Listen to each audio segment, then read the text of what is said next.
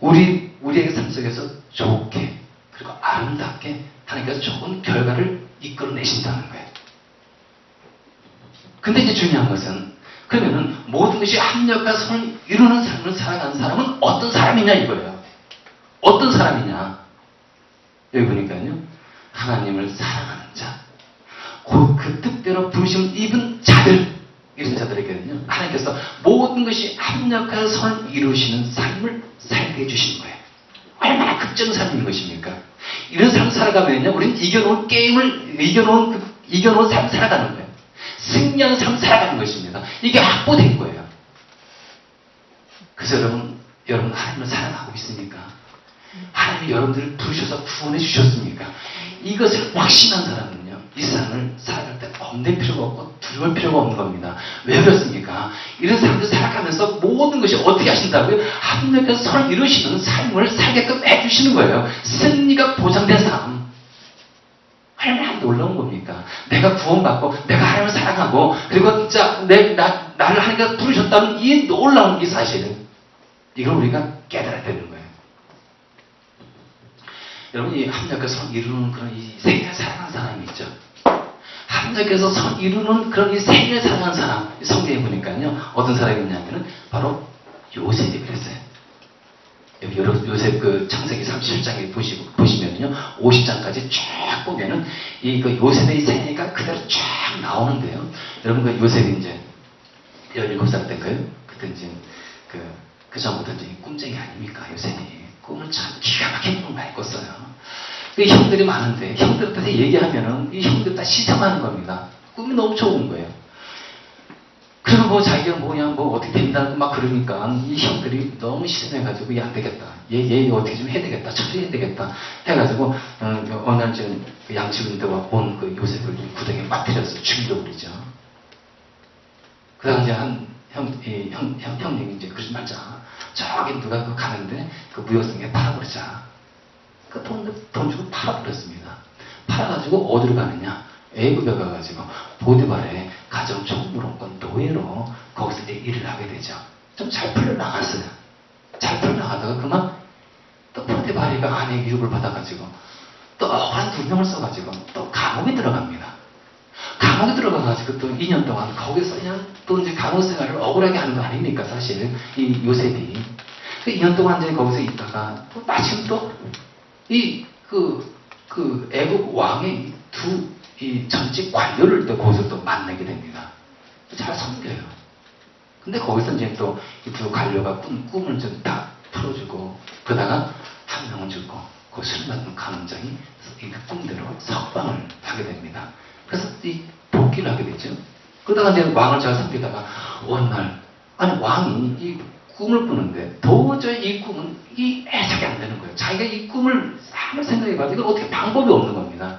근데 마침 거기에 이 술 맡은 이 광원장이 딱 보니까 자기가 생각이 나잖아요. 아 그래 2년 전에 내가 감옥에 갔을 때 거기 요셉이라는 전문이 청년이 있었는데 그 청년이 나에게 꿈을 해석해 줬는데 그것이 정확히 맞았지. 그래 그럼 부르자 해가지고 왕에게 얘기해가지고 그렇게 불러드렸죠.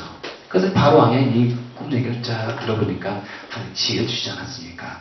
거기서요 꿈을 정확하게 행동하고 그리고 뭡니까 흉년 들었을 때 바른 정책을 그냥 제시합니다. 이 요셉의 이런 이 지혜롭고 총명한 이런 정책에 그만 이 바로 왕도 그렇고 신하도 그렇고 안 되겠다. 이 요셉을 등용하자 해가지고 정리를 시킵니다. 이런 정리가 됐어요. 그 꿈이 이루어진 겁니다. 그래서 이제 이 요셉이 이제 그 애굽에 있으면서 이제 정리를 있는데 마침 이제 형제들을 이제 만나죠. 자기를 애굽에 판 그 형제들 만나가지고 이제 같이 이제 또 이민 와가지고 삽니다. 근데 이 야곱이 죽네요, 아버지가. 근데 여러분 이 요셉 이 형제들이 굉장히 두려워하지 않습니까? 야, 이제 아버지 죽었으니까 이 요셉이 분명 우리를 보복할 것이다. 그때 그 아픈 상처를 딱 기억해가지고 우리를 진짜 잘날 보복할 텐데 막 여기서 겁을 내고 그랬습니다. 그때 요셉의 형제들을 딱 안심시키고요. 한 얘기가 이 창세기 50장에 나와 있습니다. 형님들은 나를 해치려고 하였지만 하나님은 오히려 그것을 선하게 바꾸셔서 오늘과 같이 수많은 사람의 생명을 구원하셨습니다. 요셉의 고백인 거예요. 요셉이 지난날에 모든 상들을 쫙 둘러보니까요. 자기가 진짜 팔리고, 그리고 자기가 요셉의 보드발의 그 집에 와서 노예 생활하고 감옥에 갇히고 이런 모든 것들을 생각해 보니까 이것이 그냥 벌어진 것이 아니라 하나님께서 이것을 선하게 사용하셔가지고 어떻게 바꾸신 겁니까? 좋은 결과를 낳게 만들었어요. 자기를 체험한 거예요, 자기가. 오늘 우리도 그렇지 않습니까? 요셉 같은 이런 난감한 이런 상처에 빠질 수가 있는 거예요. 요셉과 같이 이렇게 진짜 계속 시험과 불행과 어려움과 아픔과 슬픔 이런 일들이 계속 벌어질 수 있는 상황 속에 우리가 있을 수가 있는 겁니다. 내가 이런 당한 그 어려운 생각하면 도저히 이해가 안 되는 거예요. 어떻게 이런 일이 나에게 벌어질 수 있냐 이겁니다. 그런데 하나님께서는 어떻게 하셨습니까? 요셉이 당한 그 아픔과 시련과 고난 이런 것들을 다 선으로 바꿔주셨잖아요. 그 인생에 큰 행복을 주지 않았습니까? 여러분 어떤 마을에 이제 배가 떠났어요. 그 좁은 어촌이다 보니까 이제 거기에는 사랑하는 남편 그리고 아버지 자녀들이 그냥 고깃배를 타가지고 그리고 이제 배를 타가지고 이제 고기 잡으러 이제 나간 겁니다.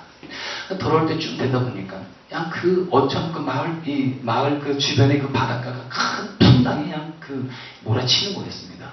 분명 돌아올 시간이고 돌아올 때인데 그래가지고 온 이 어촌에 있는 사람들이 다 자기 아버지고 그리고 자기 자녀들이고 자기 부모니까 다 걱정돼가지고 온 겁니다. 밤이 그냥 깊어졌어요. 그래도 불구하고 올 시간에도 불구하고 오지 않는 겁니다. 심한 풍랑이 막 몰아치고 있는 거예요. 초조하게 기다리고 있는데 그만 저 뒤에 그 집 한 채가 그만 아이들이 그 불장난을 인해 가지고 큰 불이 나기 시작합니다. 그냥 거대한 이 불기둥으로 막 솟아오르는 거예요. 마을 사람들이 그냥 다 가가지고 거기서 불을 막 끕니다. 몇 시간을 걸쳐가지고 불이 다 껐어요. 와가지고 다시 또 이 부둣가에 앉아가지고 또 이제 자기의 남편 그리고 이 자녀들이 탄 이 배가 오기를 기다리고 있어요. 근데 이거 바로 왔어요. 와가지고 이제 이 마을 사람들이 붙잡고 얘기를 합니다. 진짜 위험한 풍랑이 있었고 엄청나게 이런 바람이 불었는데 얼마나 위험했냐고 얼마나 진짜 유익한 상황 속에 있었고 그리고 참 수고했다고 막 위로하고 격려하고 기뻐하고 막 돌아오는데 그 중에 한 어부가 얘기를 합니다. 참 우리들은 진짜 하나님께 감사합니다. 우리가 진짜 돌아올 줄 이 무렵에 진짜 엄청난 풍랑과 이 바람이 불어가지고 우리가 길 잃고 어딜 가야 할지 모르는 그런 칠 같은 그런 상황 속에 빠져 있었는데 어느 그 산에서 갑자기 큰 불기둥이 솟아오르더니 우리가 거기에다 목표를 세워놓고 열심히 도졌고 지금까지 온 겁니다. 그랬더니 바로 우리가 살던 이 어촌 마을이 아니었겠습니까? 정말 하나님께 감사합니다. 이런 얘기를 하는 거예요. 여러분 여기서 우리가 뭘 할 수 있는 겁니까? 여러분 이 사랑하는 남편 사랑하는 자녀들이 진짜 배를 타고 풍랑 속에서 집에 돌아오기 위해서는요 여러분 그 집 하나가 불타올라야 되는 거예요. 그걸 보고 올 수 있는 거 아니겠습니까? 결국 그 불 때문에 사는 거예요. 이것이 바로 선을 이루시는 하나님의 놀라운 섭리. 모든 것이 합력해서 선 이루어 가신 하나님의 섭리를 여기서 볼 수가 있는 것입니다. 우리가